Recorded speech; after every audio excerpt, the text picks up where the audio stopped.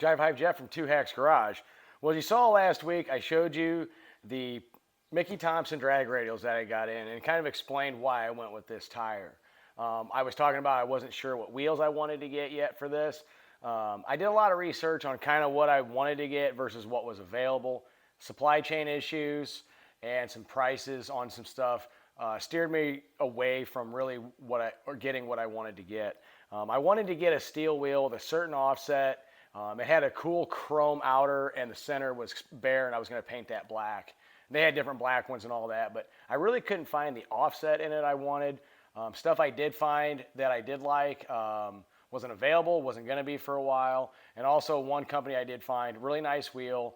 They were being custom made, but there was a time frame that I was going to push it back a little bit too far, along with the high price on that.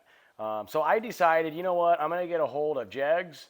Rob Z from Jegs, you know, that guy has really helped me out with a lot of stuff on this. So what I did was I bought another set of American Racing torque thrust wheels. Same thing that I got on here. I got a good price on them. There's always a debate on them is, do you want to run a cast wheel with a drag radial? Yes and no. And this is where I'm going with that.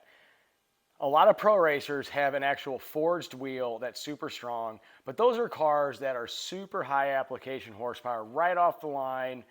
You're talking cars that aren't even street cars. You're talking, you know, pro mod cars, you name it, cars that over 1,000 horse wheels. These guys are running these forged wheels.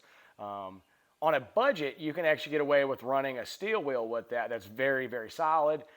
They have a very good braking point on them, so when you do add a lot of street horsepower to it, they're not going to sit there and snap, you know, break, waller out the lug nut holes, anything like that. But like I said, the steel wheels I really wanted to get weren't available, and when they were, the price was just not in my budget right now, or it was a kind of a timing issue for me able to get them.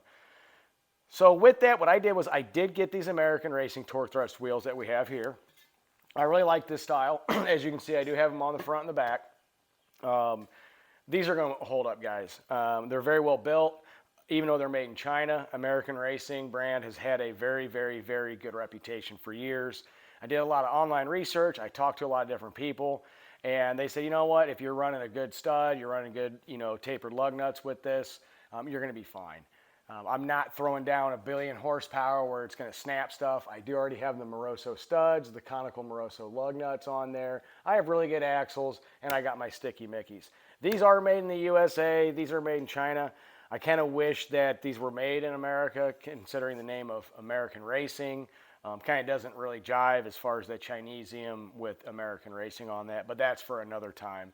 But at the same time, you know what, guys? This is a good wheel. This is just a quick video of showing you what I'm going to go with on the sticky Mickeys. It's going to have a nice classic look. It's very sturdy, very strong.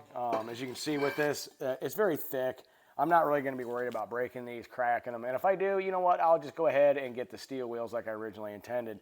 But with what I have going on in the back of this, with the axles, the studs, the lug nuts, all that, all the suspension modifications, I'm going to say that this is going to be a pretty good choice for me. But with that, suspension modifications, I did order some stuff up over the weekend that's going to help stiffen this up, make the drive shaft safe, and also something I'm going to do that's going to kind of do like almost like a preload on that right side. It's kind of an old school trick. I know Uncle Tony, he had something in his video one time on it. I'm doing it slightly different, but that stuff should be in this week also. Speaking of that, it's Monday. I'm out here. I was just measuring bolts and making sure I had all the correct hardware. Because tomorrow night, what we're going to do is we're going to put the TCI Super Street Fighter transmission in this car, get everything prepped, ready to go. For one, to measure for a drive shaft, and also to put that 521 cubic inch big block Ford in this. Really getting down to the nitty gritty on this, getting this on the road, having some fun. I just wanted to make a really quick video just to kind of show you where I'm at with this, why I chose these wheels, why I think they're going to hold up. And yeah, guys, you know what? It's a hot day. I got to go run a bunch of errands. Just wanted to make this video real quick, just to kind of give you guys a heads up what's going on. So with that, I hope everyone had a great weekend. I hope everyone had a great Father's Day. And you know what? We'll see you tomorrow. Have a good one.